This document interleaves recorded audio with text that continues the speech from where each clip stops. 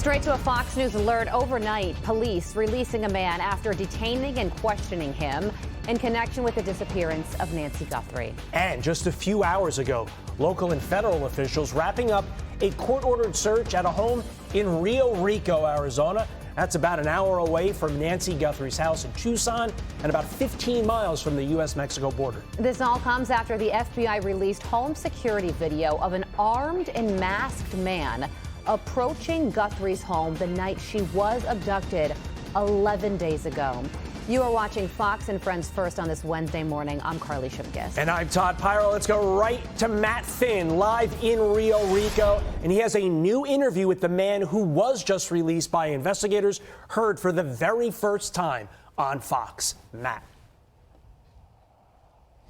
Good morning, guys. Not only is it quiet here right now, it's pitch black. There was a search here earlier tonight.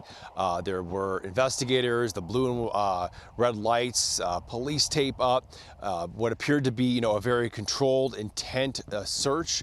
And then all of a sudden, investigators left, and we spoke to a man who identified himself as Carlos. He told us that he was the man who was detained for questioning in a traffic stop in relation to the Nancy Guthrie case. He says he is a free man and has nothing to do with Nancy's disappearance. Here is our interaction with Carlos. Okay. What were they asking you about? My whereabouts. Okay. Where do I work? Where was I and all that? But are you ever up in Tucson? yeah, I work in Tucson. What do you do? GLS, deliver packages. Okay. Do you think you might have delivered a package to Nancy Guthrie's house? I don't know. Might have been a possibility. I don't know. Yeah. Do you ever deliver like Amazon packages or anything? Well, it's kind of the same thing. Yeah. So do you think you may have? Did they indicate that you might have been on her property? You're not sure. Nah, they just came up. They. Until right now, all I know is that they show my in-law a picture of somebody wearing a mask or something, and they supposedly look like my eyes. Right. Okay. That's it. That's all I know. So that man says he works in the Tucson area. He delivers packages. We try to clarify if he was ever at Nancy Guthrie's house. He wasn't sure. And he says investigators showed him a picture of a person in a mask. So we believe that is, perhaps one of the surveillance photos that was released yesterday of the person in the mask at Nancy Guthrie's house. Ultimately, Carlos told us he was questioned, asked about his whereabouts. They took his phone, and that's it. He says he's a free man. He wants his name cleared. He doesn't want to be associated with the Guthrie case. So it's not quite clear what investigators got from this search.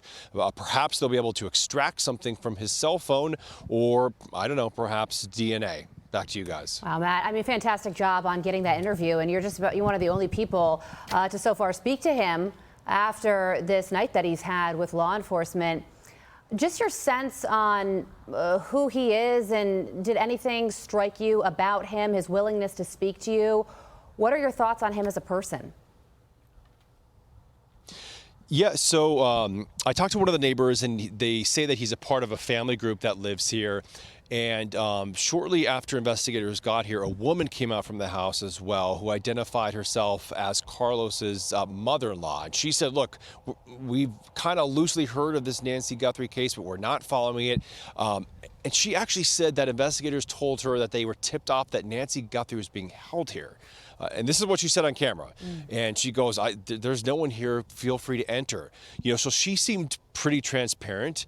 A lot of times people claim they don't, know anything about a case. Maybe they do. But Carlos seemed the same way. He said, look, I told him I have nothing to do with this. You could enter my home. You could do whatever you would like. He seemed pretty forthright. Afterwards, the Pima County Sheriff's Department said that this search had been wrapped up and they had not identified Carlos as a suspect. They had not arrested him, had not taken him into custody. So, at this hour, he remains a free man. Perhaps that will change based on his cell phone or some other evidence they, removed from this search tonight. But in general, it seems like if they had something that directly linked Carlos to, the disappearance of Nancy Guthrie, a case that is getting worldwide attention, Carlos would not be a free man at his home tonight. But perhaps that'll change. Did Carlos, in those sort of that eye contact that you can only have with somebody when you're on scene. We really can't get that sense just from watching on the video. Did he give you a sense that he thinks he is in the clear and this is all done with regard to Carlos, with the exception of the phone, which I believe you reported is still in the possession of law enforcement? Yeah, and he based on his eyes and the surveillance photos, I would say there are some similarities, and his stature may be the same, like his height and build. So just connecting some of the dots, is it possible he resembles the person in that surveillance photo? Yes, that is possible, and he said that investigators perhaps indicated as much. But he told us that. He wasn't booked, he wasn't processed. They didn't ask him to, come to the station tomorrow or anything like that. I mean, it seems like he was entirely released and is free. All right, Matt Finn, live for us in Rio Rico, Arizona, doing the hard work on the ground there. Matt, thank you very much.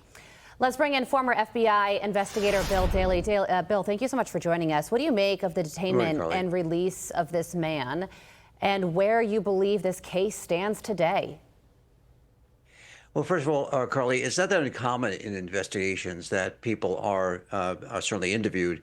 It sounds as though in this case there was perhaps some other kind of tip that was received. And it's not that uncommon in cases where you're asking for the public's help, where someone perhaps has as Matt suggested, kind of a similar look. Perhaps maybe people thought that, there was some connection with the home. Perhaps also authorities, as they started to maybe quickly look at the lead that was maybe called in, they said he checked a couple of boxes, maybe because of the job he said is delivering packages.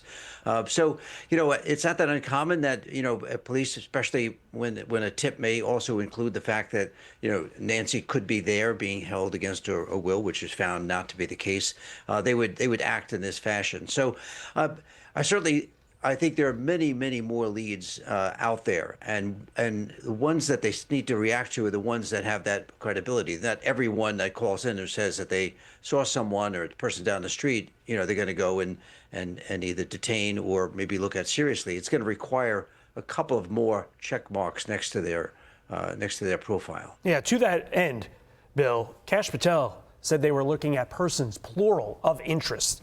Is that just a figure of speech, or do you think he means more than one person is being looked at in the context of eventually being labeled as a person of interest? I think the director, certainly is very careful in his language, especially in a sensitive case like this. And I think, I think it would behoove all of us to think that that perhaps there may be other people involved, not just the person who we see showing up at the door in that surveillance video, but maybe there could be other people acting either with knowledge of or in concert of and support of this incident. So I think you need to kind of keep your kind of net wide and broad, not to be focused in as an investigator, to kind of think you're kind of focusing in just laser on a couple of individuals, when in fact you may need to kind of dig a little bit further.